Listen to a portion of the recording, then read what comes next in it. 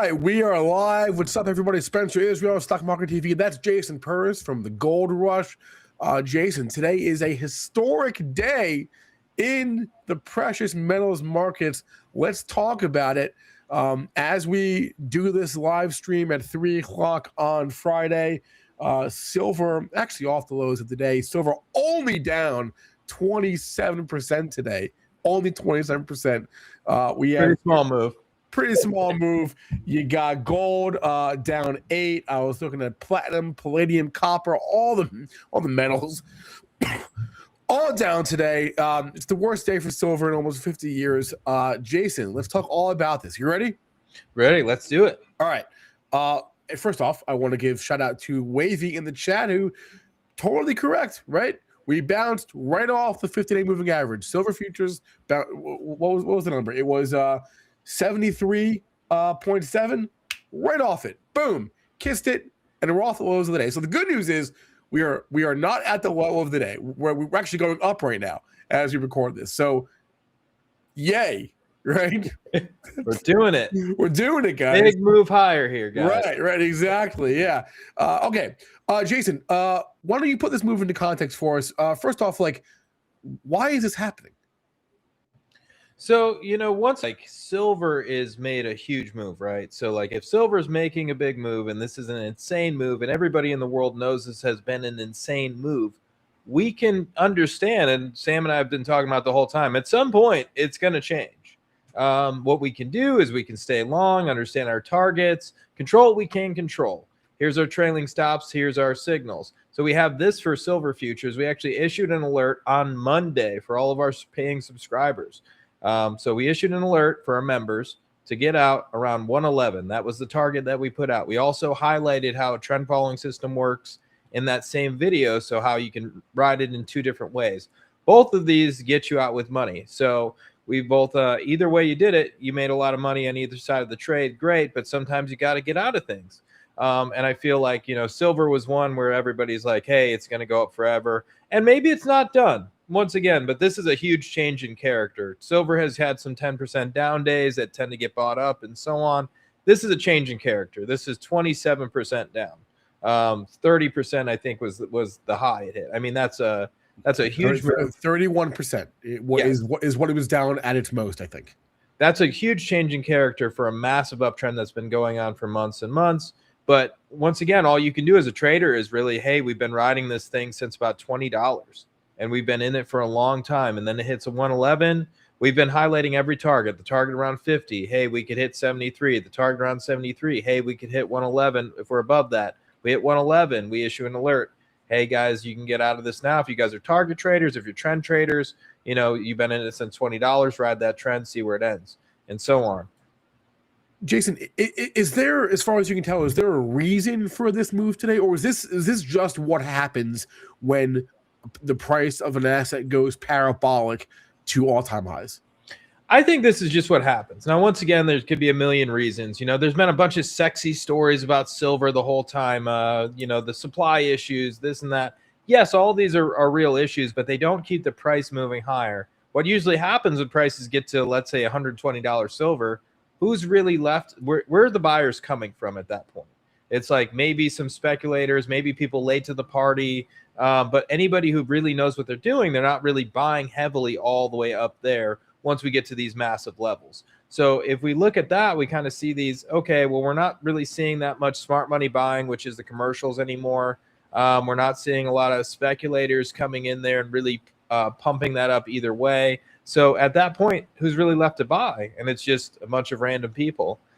Maybe this thing consolidates. Maybe the buyers come back in at some point. I think that would be very possible. But what we've been doing here is kind of moving on to different things, making sure you guys have the target, saying, hey, we want to stay long these things until we hit our levels. We hit those levels, took the trade off the table for Gold Rush members, and we'll see where we're at, coming into Monday. I don't think there's anything that happened. I think everybody's looking at it going, okay, is it the Fed? Is it this? I just think it's, hey, if you play with fire, you get burned sometimes. So you're sitting there riding a major trend. If you don't have an understanding of where my stop loss is at all times, if you don't have an understanding of what am I targeting, you're going to get kicked in the nuts sometimes. And it's happened to me many times as a trader. Not making fun of anybody, but I am saying, the same thing that I say all the time to members is understand where you're getting out before you get in. That's the most important thing. I mean, the timing of it is interesting, right? Trump announces his pick for a new Fed chair this morning. We should note that silver had a pretty volatile day yesterday. It didn't close down all that much. It actually, but if you just look at the bar or the wick on the candle, it got down there for a moment. It wasn't pretty for a little while yesterday, and then it kind of came back, kind of like what's happening today. So the timing of it with the Fed announcement or Trump's Fed announcement, and then today, it's certainly interesting. I'm with you. Correlation does not equal causation. I don't think it's as simple as making the connection there. Can you just explain to us who on this chart, who are these speculators and the commercials? So the speculators, if we're looking at this chart, this is basically what we'd call the dumb money. They're not exactly dumb, but these are the trend guys that are going to be in the positions on the way up most of the time. Some of them are buying 50-day, 100-day, 200-day, 52-week highs, whatever it is. They're buying on the way up. So when they get to extreme positions, we usually see this trend change. And then the commercials are the opposite. So where you see those yellow lines is where these spread apart. Basically, the speculators getting very long. The commercials getting very long, meaning the smart money. So commercials, we're talking about the producers of the product. So they know what's coming out of the earth. They know the supply. They know all these things. So we always want to kind of bet with the commercials at these times. So looking at them, and if they're at these extreme positioning periods, which we've seen a few times, that usually puts in bottoms in the market, and we see rallies after that point. So right now we're kind of at the opposite end of the spectrum. We're really not seeing a scenario where we can say, hey, we're at a really good point to buy the crap out of this thing. We're just at a point where positioning has gotten wild. People have gotten, what I said the other day, if you go to a grocery store. I mean, maybe before the storm, and Spencer, you guys had a storm too. You go to the grocery store, you're probably going to Costco. You're buying stuff for the baby. You're buying stuff for the family, whatever.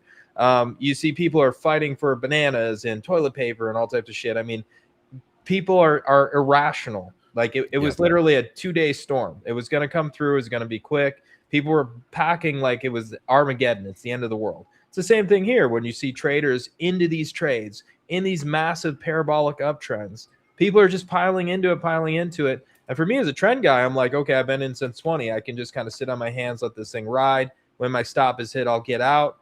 For you guys who are target traders, when the target's hit, you can get out. And that keeps you rational in a very irrational trade. Spencer, hit chart 8. Okay. So speaking about my God, look at that. Speaking about the chaos, and what's funny is this was kind of this is one where it's like, man, this is such a huge move. If you zoom out, it doesn't look that big compared to the insane move that silver has had, right? But if you look at the bottom, it's basically telling you this is one of the biggest rate of changes that we've ever seen in silver. I don't even think I can go back to the 70s. I went back as far as I could. I couldn't find anything. I didn't make it all the way back through 70s. If somebody can tell me that, please let me know. But I think this is the biggest one-day rate of change move we have ever seen in silver. When something like that happens, it's a shift in character. Now, Straz has always wanted to talk about these type of charts. If you guys didn't see the earnings thing yesterday, that was really good. So definitely want to check that out from the beat report. But if you look at this is basically telling you that this rate of change that's all the way down here is a huge shift in character. And we've seen this at tops before. 2020 topped out, kind of a similar rate of change scenario. But we also see this at bottoms at times. Once again, this doesn't look like a bottom. This thing's been in a massive parabolic uptrend for a long time. This is a huge shift in character. I would really need to see this thing dig in. It's kind of like copper was earlier last year. So copper had that huge rate of change down day. It was a 20% down day, very quick hit, one of the biggest moves in copper's history ever. It bottomed out very quickly, went sideways, and then went higher. That would be exactly what this thing needs to do. I'm not betting on that at the moment. I'm just saying, like, no matter what you do, control what you can control, which is use your trailing stop loss, use your targets, get in and out of positions using that, unless you're a long-term holder of something like silver. Silver is more speculative than something like gold, So you're going to deal with some major drawdowns and so on. But for traders, just be tactical, be willing to get in and out of things. Well, you mentioned, the fact that I want to find there it is. Speculators haven't been buying. If you've been paying attention to the fund flows, which is the thing I like to check, fund flows is not the end all be all. It's certainly not like the world's most actionable signal, but there have been, it is interesting when it reaches an extreme, and there have been some really extreme outflows out of the SLV ETF this week. If you go back to I guess Monday, there was $368 million of outflows. Tuesday, 447. Wednesday, 758.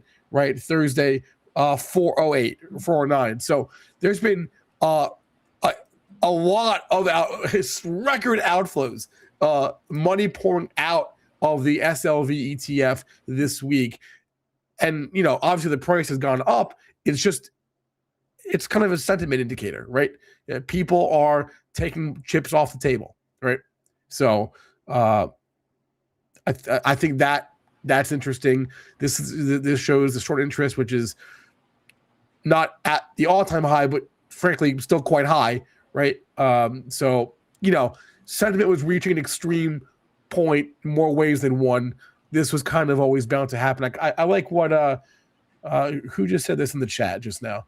I want to pull it up. Yeah, SM Trez, right? Maybe the announcement about Kevin Warsh, maybe that was the match, but this whole parabolic move, that was the fuel, right? And the fuel has been building and building and building for weeks and weeks and weeks, and now here we are. So huge ball off top. And it's taking down, as I said at the top, the rest of the metals complex here. You got gold, platinum, palladium, copper, and not to mention every silver stock under the sun, obviously, all getting dragged down with this move. It is a broad-based sell-off. What's that one silver ETF? That is, I looked at it earlier. Wait, what was the ticker on it again? AGQ. Have you seen AGQ today? I have not. AGQ, again, off the lows, but down 58%. AGQ yesterday. Oh, that's a leverage one. Yeah. Yeah, it is. Yesterday, AGQ was $435. Today got down to $123. So yeah, leverage can mess you up on days like today. So PSA. But anyway, it's everything, right? It's silver, it's gold. I want to go to a few more. It's the miners, same story, right? So my question to you then is, silver reached your target, you said on Monday? Monday, yep. We put that out for members on Monday. Yep. So how are you positioned right now, and what will you do about today? So my positions are gone. So silver is gone out of the portfolio for the fund. So across the board, gone. GDX is holding on, still has some room to the stop, and then GDXJ and so on. But once again, this is something that really would have to prove itself at this point, that it could continue. This is not something that you take lightly and look at and go, okay, like once again, silver, simple, get out. You have your levels that you should have gotten out at. If you're a target trader, great. If you're like me and you're running a trend following system, great. Members, you know those numbers. They're both gone. They got out earlier today. So once again, if you're continuing to understand that, you just need to know how to position yourself across the rest of these, which is, I don't think something like silver miners or anything are going to do really well if silver continues down. However, if I do see some strength there, I still want to stay long the gold miners. I still want to stay long GDXJ. I still want to stay long all of these because I think there is going to be a nice move there. So if we look at, let's see here, Spencer, we'll go to slide 10. So slide 10 here, if we're looking at junior gold miners to gold miners, that's still a very sustainable uptrend. So we're in this very sustainable uptrend here. It's not telling me like, hey, this is over. This is the end of the party. This is telling me something's up here, but I don't know what just yet. But I want to take each of these trades by itself. I don't want to just look at silver and say silver's getting killed. I want to be out of everything. I'm saying silver's getting killed. I want to be out of silver. Gold looks okay. I want to still be in gold. Gold miners look okay. I'm going to still be in gold miners. And that's it for the moment. I don't want to overthink that at all. So that's an interesting, because all these trades, they are correlated, but they're not the same, right?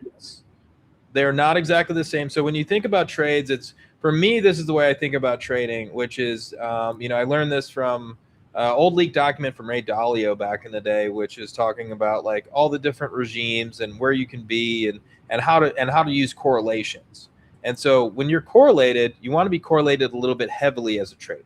You don't just want to be correlated like, I want to correlate for correlation's sake, meaning I'm going to buy bonds and I'm going to buy silver because these are inversely correlated or something. That's ridiculous.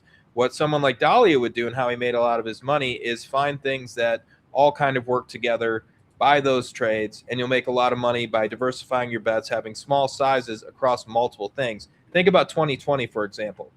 If we go to 2020 and we think of what happened off of those lows, there's a lot of people who could have said commodities are going to move off of those lows. It made sense. Rates went to zero, unlimited QE, no shit. Very easy trade. But once again, what all moved? Well, if you bought, let's say you go and you do Dalio method, you buy sugar, let's say you buy gold, you buy silver, let's say you buy oil too. So 3 of those trades worked really well. Even though they're all pretty heavily correlated, 3 of those trades worked awesome, which is gold, silver, basically any other commodity besides oil. Oil got killed, went down, negative $50 in the front month contract in April of 2020. So by diversifying in that type of a way, you're going to make money even if things are heavily correlated. So for me, I'm always looking, take each trade as it goes. You get the signals as it goes, great. When I get a sell signal for GDX, I'll be out of GDX as well. There's other things in the portfolio that are working very well right now, and other things are going to be frothy. It's just, that's the way trading works. All right. So there are broadly speaking 2 groups of people that exist today. There is group 1, which you are in, people who were in the silver trade, you wrote it up, you either sold on the way up, if you're lucky as hell, you sold at the top, or you're getting stopped out today. That's group 1. Group 2 is the group that I'm in. Have not ever owned silver, did not own silver this entire time, and now I'm sitting here and I'm thinking, silver at, well, what are we at right now? We're at, the futures are at 83. Silver at 83. That's interesting. Should I step in and buy it here? So what would you say to that? I think silver at 83. So this is a question I actually got today a lot, Spencer, which is, what do I do here? Should I buy more silver? What do you think? And I said, no, absolutely not. Like when you see a big rate of change move like we've seen today, like what we showed earlier on that slide, I think it was slide 8 now. When you see a huge rate of change move to that degree, it's not something that I want to come in and buy it. If it bases out and starts to turn back up, sure, you can, if you're that type of trader, you can take a tactical bet at that point. But these things never just, like, even think of copper.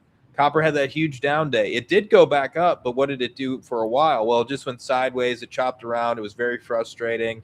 So wait for this thing to base out a little bit and then buy it as it's moving back up, maybe getting back up and over something like a level that you think is significant, maybe 87, maybe 90, something like that. But you don't just want to buy things when they're crashing. It's catching a falling knife. It's one of the number 1 rules as a trader. You're going to get killed if you do that. So just try to stay away. I hear what you're saying. Hear what I'm going to say, though. Okay, let's hear it. What I'm going to do is I'm going to wait until 36 minutes from now, right before the close, and assuming that things mellow out in the next half hour and we don't either rip higher or come crashing down, assuming that we are around where we are right now in a half hour, I'll probably step in and buy this using the low of the day as my out, right? So you have a very clear and obvious out. How do you exit? How do you know when you're wrong? Controlling your risk. It's all about that. Every trade is not about what you can make. It's about what you can lose. So if I buy it now, I'm wrong at 73. I'm done, right? Death by 1,000 cuts, Spencer. That's the other one. It's death by 1,000 cuts. You might as well wait a little bit, be patient for it to get a little bit of upside, because death by 1,000 cuts, what that basically means is like I'll get chopped out. I'll get chopped out immediately. That's what you're saying. Yep, I know you know that, but just to explain it to the audience, it's more like you have, like, for example, you have a portfolio and you keep trying to buy these dips, and then it goes down. You lose like a 2% of your portfolio, 1% of your portfolio over and over again. And at some point, you're just getting killed in one single trade. Right. If you wait for it to move up, maybe you get one trade that gets stopped out or two trades that get stopped out, but you're not going to get like 20 trades that get stopped out because and this is the other thing. This is important. Commodities are very trendy. They trend very well. Stocks are very mean reverting. So when commodities start to break down, this is something that I learned on building systems. So I built a system that was a 4-day down system for the S&P 500. So on the 4th day down, you buy the S&P 500. This makes money most of the time. It's like an 80% win rate system. However, if you do the same thing for commodities, it just tends to be the start of a trend. So this system is a very low win rate system, and you do not win at all, and you end up blowing up your account every time. So with commodities, be careful with things like that. Fair enough. Different market, different characteristics. Someone in the chat goes, this is a amateur trying to convince a pro. Basically, that yes, actually, that's what's happening right now. So, and also, I would never buy silver. I would buy the SLV ETF. Same thing, but just technically different. Just ETFs exist for convenience and sure. So, okay, Jason, you may have talked me out of it. I'll let you know at 4:00 what I end up doing. I trust you. I trust you wholeheartedly. You are the commodities guy. You publish research and trades every freaking day. I read all that stuff, so I understand that you know what you're talking about, and I certainly do not. I've never owned silver, like I said, so I don't know. I've never owned gold either. I don't know, right? One of these days. One of these days. Yeah, one of these days. All right. It's 3:23. It looks like things have kind of mellowed out here a little bit, at least watching the market in terms of the price action. I want to make sure, were there any other charts we had I wanted to bring up? Oh yeah, I wanted to bring up the commodity leadership table. Just you put this together. So this is just a year-to-date performance. Let's make it full screen. Year-to-date performance of the major metals essentially, and a lot of green on this chart. It's been a really, really good year. I saw a meme like an hour ago on Twitter. Everyone's crying about silver, and look what it's done year to date, right? It's had an unbelievable run. So I guess that's the bigger picture here. Yes, and that's the thing I'm looking at here, which is the fact, and the reason why, like, I still have GDX, I still have a lot of the miners and so on. And the reason why I'm still holding those is, one, they haven't hit a stop. If they hit a stop loss, I'll be out. But two, if we're looking at this, like, look at silver. Like, yes, it went up to 60%, I think, at one point. But it's still up almost 40% year to date. That's pretty crazy. And then if we look across the board, like, we're just seeing all of these metals doing very well. Uranium's also doing very well, one of my favorite areas for this year so far. So I continue to just think, like, we're in a metals bull market, and it's going to shift from precious metals into more industrial metals and so on, because that's the way the cycles usually work. We've been highlighting these trades already at the Gold Rush. I know Steve at Breakout Multiplier has been taking a lot of those trades as well, making some good money there. And so we just kind of continue to rotate from precious metals into base metals and industrials. And Spencer, hit up slide 13. Oh, I don't know about slide 13. We're going to go to 13. We're going to do it. We're going to do it. So JC mentioned this when we were on the show the other day together, Spencer, and he was talking, this is his chart, and we were talking about oil bottoming. He talked about oil bottoming from this magazine cover right around the right time. So, he's been saying, I'm waiting for, some crazy economist cover or some cover or New York or something to come out with something about Donald Trump and oil. And that would probably be the bottom. And then we finally got it the other day, which is the next slide. And so we finally see this wonderful picture of Donald Trump chugging a barrel of oil. And this is at the same exact time as the Venezuela thing is going on. So basically this came out, I think, a week after Venezuela. and then it was Donald Trump chugging a barrel of oil. If you remember, Spencer, on the morning show, I actually came on the morning show and said during the Venezuela situation, I think oil bottomed. And the reason for that was Donald Trump could come on at any moment and say gasoline will be $2, and it would just smack the oil price every single time. That changed with the Venezuela situation. That was probably the biggest catalyst event that we could have ever seen to bring oil down in the United States. It ends up bottoming right there. It's been moving up ever since in the energy sector as well. So hop to slide 16.